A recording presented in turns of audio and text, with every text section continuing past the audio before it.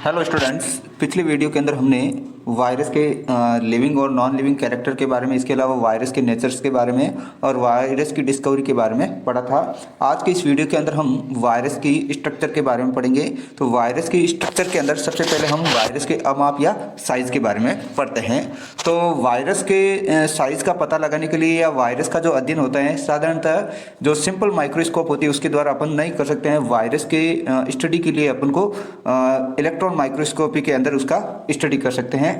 तो जो वायरस की स्टडी है, वायरस की स्टडी अपन किसके द्वारा कर सकते हैं, कौन से माइक्रोस्कोप के द्वारा? इलेक्ट्रॉन माइक्रोस्कोप की मैग्निफिकेशन पावर को बढ़ाकर है जो वायरस की स्टडी का, वायरस की स्ट्रक्चर का स्टडी कर सकते हैं। जनरली जो सबसे सूक्ष्मतम जो वायरस होते हैं उनका अमाप या साइज है जो 10 मिली माइक्रोन होता है, जबकि जो सबसे बड़े जो विषाणु होते हैं उनका जो साइज है या अमाप है वो 300 मिली माइक्रोन तक होता है।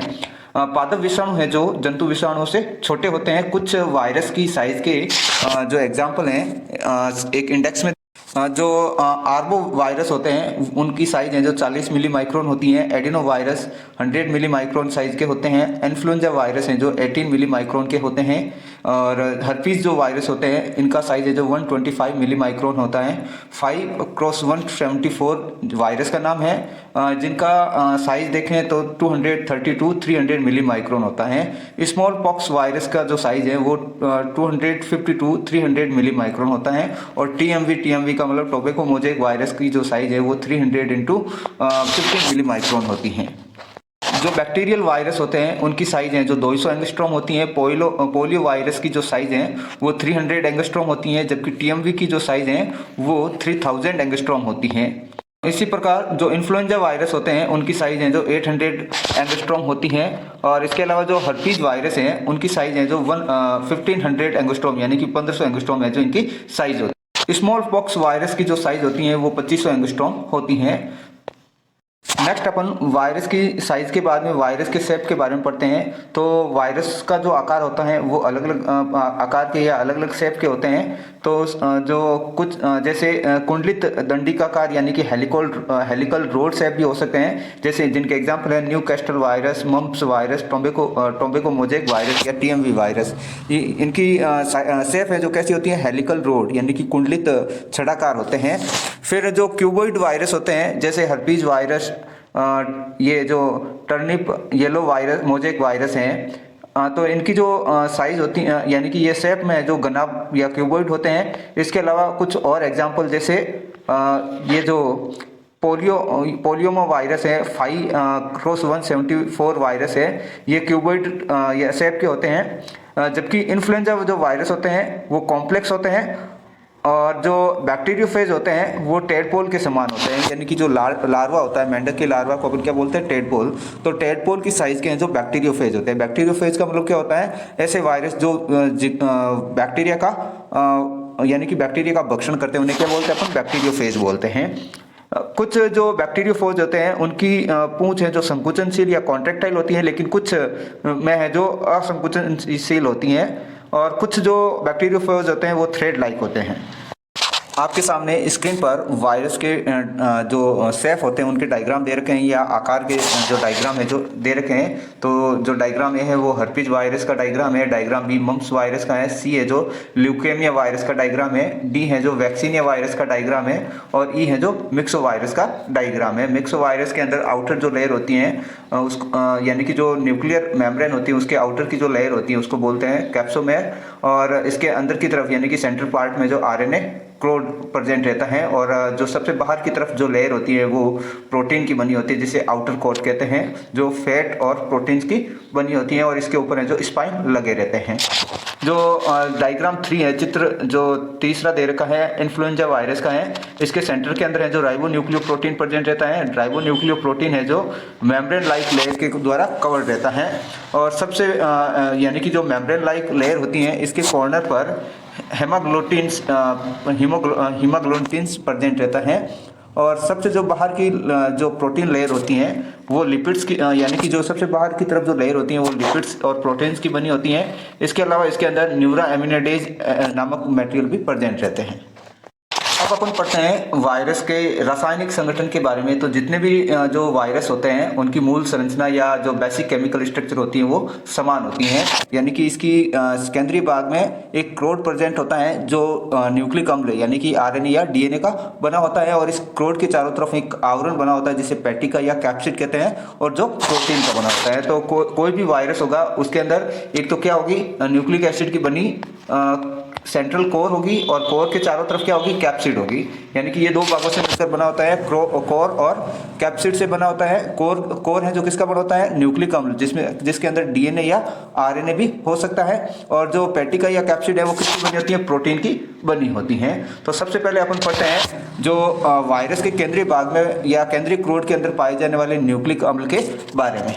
तो सबसे पहले अपन क्या पढ़ते हैं, न्यूक्लिक एसिड के बारे में या न्यूक्लिक अम्ल के बारे में, जो वायरस के केंद्रीय क्रोड के अंदर प्रेजेंट रहता है। तो वायरस और जो लिविंग सेल्स होती हैं उनके अंदर डिफरेंस क्या होता है कि वायरस के अंदर जो न्यूक्लिक अम्ल होता है यानी कि डीएनए या आरएनए, इन दोनों में से कोई एक है जो वायरस के अंदर पाया जाता है, जबकि जो सेलुलर ऑर्गेनिज्म होते हैं उनके अंदर दोनों प्रकार के न्यूक्लिक अम्ल यानी कि डीएनए और आरएनए प्रेजेंट रहते हैं। अब जिन विषाणुओं या जिन वायरसों के अंदर डीएनए प्रेजेंट होता है उन वायरसों को अपन क्या बोलते हैं, डीऑक्सी वायरस, और जिनके अंदर है जो आरएनए प्रेजेंट रहता है उनको क्या बोलते हैं अपन, राइबो विषाणु। तो न्यूक्लिक अम्ल की प्रेजेंस और एब्सेंस के बेस पर वायरस कितने टाइप के हो गए, दो टाइप के हो गए। कौन कौन से टाइप हो गए, एक तो डीऑक्सी वायरस और एक हो गया राइबोज वायरस। यानी कि डीऑक्सी वायरस जिनके वायरस के अंदर न्यूक्लिक अम्ल के रूप में डीएनए पाया जाता है उन्हें क्या कहते हैं, अपन डीऑक्सी वायरस कहते हैं। और जिन वायरसों के अंदर न्यूक्लिक एसिड के रूप में आरएनए पाया जाता है उन्हें क्या बोलते हैं, अपन राइबो वायरस कहते हैं। अब जो विभिन्न प्रकार के विषाणु है जो न्यूक्लिक अम्ल संरचना में जो अत्यंत विविधता दर्शाते हैं, जैसे जो जितने भी प्लांट जो वायरस होते हैं वो उनके अंदर है जो एक रज्जुकी या सिंगल स्ट्रैंडेड आरएनए प्रेजेंट होता है। तो ध्यान रख लेना, जो प्लांट वायरस होते हैं उनके केंद्रीय भाग में कौन सा न्यूक्लिक एसिड प्रेजेंट रहता है, आरएनए, और वो भी कैसा होता है, सिंगल स्ट्रैंड का बना आरएनए होता है। जबकि जो एनिमल वायरस होते हैं वो एक रज्जुकी या द्विरज्जुकी भी हो सकते हैं, और उनके अंदर जो डीएनए होता है वो यानी कि उनके अंदर जो न्यूक्लिक अम्ल होता है वो आरएनए या डीएनए दोनों में से कोई एक हो सकता है। तो जो एनिमल वायरस होते हैं उनके अंदर जो पाया जाने वाला जो न्यूक्लिक एसिड होता है वो डीएनए या आरएनए में से कोई एक होगा, और वो एक रज्जुकी यानी कि सिंगल स्ट्रैंडेड भी हो सकता है या द्विरज्जुकी या डबल स्ट्रैंडेड भी हो सकता है। अब जो बैक्टीरियल वायरस होते हैं यानी कि बैक्टीरियोफेज, उनके अंदर जो न्यूक्लिक एसिड होता है वो डीएनए होता है, और कैसा होता है, डबल स्ट्रैंडेड डीएनए या द्विरज्जुकी डीएनए पाया जाता है। लेकिन कभी कभार इनके अंदर है जो एक रज्जुकी आरएनए या डीएनए भी है जो न्यूक्लिक एसिड के रूप में प्रेजेंट रहता है।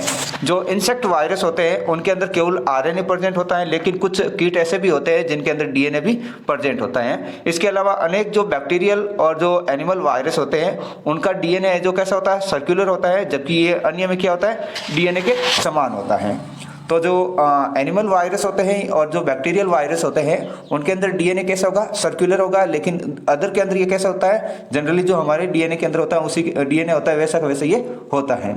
तो जो न्यूक्लिक अम्ल की प्रेजेंस और एब्सेंस पे बेस यानी कि न्यूक्लिक अम्ल यानी कि डीएनए और आरएनए के आधार पर वायरस दो प्रकार के हो गए। ऐसे वायरस जिनके अंदर न्यूक्लिक अम्ल के रूप में डीएनए पाया जाता है उनको क्या बोलते हैं अपन, डीऑक्सी वायरस, और जिनके अंदर न्यूक्लिक अम्ल के रूप में आरएनए पाया जाता है उनको क्या बोलते हैं अपन, राइबो वायरस। अब इनके जो वायरस होते हैं उनके अंदर जो न्यूक्लिक अम्ल है जो अलग अलग संगठन दर्शाते हैं या इनकी अलग अलग अवस्था होती है। जितने भी जो प्लांट वायरस होते हैं वो कैसे होते हैं, उनके अंदर आरएनए पाया जाता है, और आरएनए कैसा होता है, सिंगल स्ट्रैंडेड या एक रज्जुकी होता है। लेकिन जो एनिमल वायरस होते हैं उनके अंदर जो न्यूक्लिक अम्ल होता है वो सिंगल स्ट्रैंडेड या डबल स्ट्रैंडेड होता है, और आरएनए या डीएनए में से कोई में से भी एक हो सकता है। जो बैक्टीरियल वायरस होते हैं उनके अंदर जो न्यूक्लिक अम्ल के रूप में डीएनए प्रेजेंट रहता है और वो कैसा होता है, द्विरज्जुकी होता है। जबकि कभी कभार है जो कुछ बैक्टीरियल वायरस के अंदर आरएनए है जो आरएनए या डीएनए में से कोई भी है जो सिंगल स्ट्रैंडेड होता है। इंसेक्ट वायरस के अंदर न्यूक्लिक अम्ल के रूप में क्या प्रेजेंट रहता है, आरएनए रहता है। और जो बैक्टीरियल वायरस और जो एनिमल वायरस होते हैं उनका डीएनए कैसा होता है, सर्कुलर होता है। तो एक बार आपने वापस रिवाइज कर लिया। अब ये न्यूक्लिक अम्ल बना कैसे होता है, तो प्रत्येक विषाणु में न्यूक्लिक अम्ल का केवल एक अणु होता है। क्या होता है, सिर्फ और सिर्फ सिंगल मॉलिक्यूल होता है और जिसमें न्यूक्लियोटाइड युगलों की संख्या यानी कि जो न्यूक्लियोटाइड पेयर्स होते हैं उनकी संख्या कितनी हो सकती है, 1000 से लेकर 2,50,000 तक हो सकती हैं। परंतु एक प्रकार के विषाणु में इनकी संख्या निश्चित होती है, अर्थात न्यूक्लियोटाइडों की संख्या विषाणु का क्या एक विशिष्ट लक्षण होता है।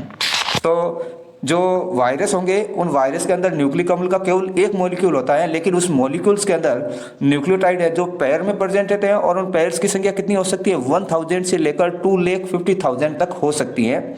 अब जो वायरस होते हैं उनमें है जो इनकी संख्या निश्चित होती है और जो न्यूक्लियोटाइडों की जो संख्या निश्चित होती है वो वायरस का क्या करती है, विशिष्ट लक्षण प्रोवाइड करवाती हैं। आपके सामने स्क्रीन पर जो इंडेक्स दे रखी है वो वायरस के मॉलिक्यूलर वेट और वायरस के अंदर कितने न्यूक्लियोटाइड पेयर्स प्रेजेंट हैं, वायरस के अंदर जो न्यूक्लिक एसिड होता है वो सिंगल स्टैंडर्ड होता है या डबल स्टैंडर्ड होता है उसके बारे में दे रखा है। जैसे पोलियोमा नामक वायरस के अंदर न्यूक्लिक एसिड के रूप में क्या प्रेजेंट रहता है, डीएनए प्रेजेंट रहता है और ये कैसा होता है, द्विरज्जुकी या डबल स्टैंडर्ड होता है। इसके अंदर न्यूक्लियोटाइड पेयर्स की संख्या कितनी होती है, 4500 यानी कि 4500 न्यूक्लियोटाइड पेयर प्रेजेंट रहते हैं। फिर इनका जो मॉलिक्यूलर वेट होता है वो कितना होता है, 3 × 10⁶ मॉलिक्यूलर वेट होता है। फिर जो एडिनो वायरस होते हैं इनके अंदर न्यूक्लिक एसिड के रूप में क्या प्रेजेंट होता है, डीएनए प्रेजेंट रहता है और ये भी द्विरज्जुकी होता है। इसके अंदर न्यूक्लियोटाइड पेयर की जो संख्या होती है वो कितनी होती है, 35,000 और इनका जो मॉलिक्यूलर वेट होता है वो कितना होता है, 23 × 10⁶ होता है। फिर कोलिफॉस T4 जो एक बैक्टीरियोफेज होता है इसके अंदर न्यूक्लिक अम्ल के रूप में जो डीएनए प्रेजेंट होता है ये भी द्विरज्जुकी होता है और इसके अंदर जो न्यूक्लियोटाइड्स के युग्म होते हैं वो 2 लाख के समथिंग होते हैं और इनका जो मॉलिक्यूलर वेट होता है वो 130 × 10⁶ होता है। फिर कोलिफॉस T2 इसके अंदर भी न्यूक्लिक अम्ल के रूप में डीएनए प्रेजेंट द्विरज्जुकी होता है। इसके अंदर न्यूक्लियोटाइड पेयर की संख्या है जो 60,000 होती है और इसका मॉलिक्यूलर वेट होता है वो 40 × 10⁶ होता है। फिर जो टीएमवी वायरस होता है इसके अंदर न्यूक्लिक अम्ल के रूप में आरएनए प्रेजेंट होता है, सिंगल स्टैंडर्ड होता है, मॉलिक्यूलर वेट है जो 7,500 यानी कि न्यूक्लियोटाइड पेयर की जो संख्या होती है वो कितनी होगी, 7,500 हो गई और इसका जो मॉलिक्यूलर वेट होता है 25 × 10⁶ होता है। फिर जो बीन मोजेक वायरस होता है इसके अंदर न्यूक्लिक अम्ल के रूप में क्या प्रेजेंट रहता है, आरएनए और आरएनए कैसा होता है, सिंगल स्टैंडर्ड होता है और इसके अंदर न्यूक्लियोटाइड पेयर की संख्या 3,000 होती है और इसका मॉलिक्यूलर वेट है जो 1 × 10⁶ होता है। इसके अलावा जो पोलियो वायरस है उसके अंदर भी न्यूक्लिक एसिड के रूप में क्या प्रेजेंट रहता है, आरएनए प्रेजेंट रहता है और ये भी कैसा होता है, एक रज्जुकी होता है और इसके अंदर न्यूक्लियोटाइड पेयर की संख्या कितनी होगी, 6,000 होगी और मॉलिक्यूलर वेट कितना हो गया, 2 × 10⁻।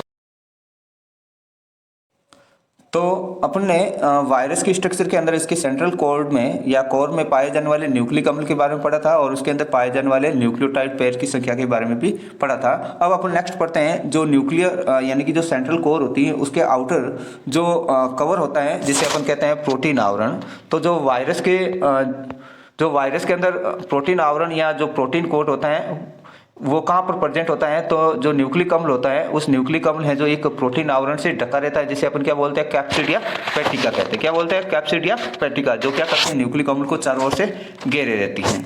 अब जो पेटिका के अंदर क्या होता है कि पेटिका अनेक छोटी छोटी उप इकाइयों से बनी होती है जिन्हें अपन क्या बोलते हैं, कैप्सोमेर या पेटिकांस कहते हैं। क्या बोलते हैं, कैप्सिड जो क्या होता है, प्रोटीन का कवरिंग होता है और यह जो अनेक छोटी छोटी सब यूनिट्स का बना होता है, इन सब यूनिट्स को अपन क्या बोलते हैं, कैप्सोमियर्स कहते हैं।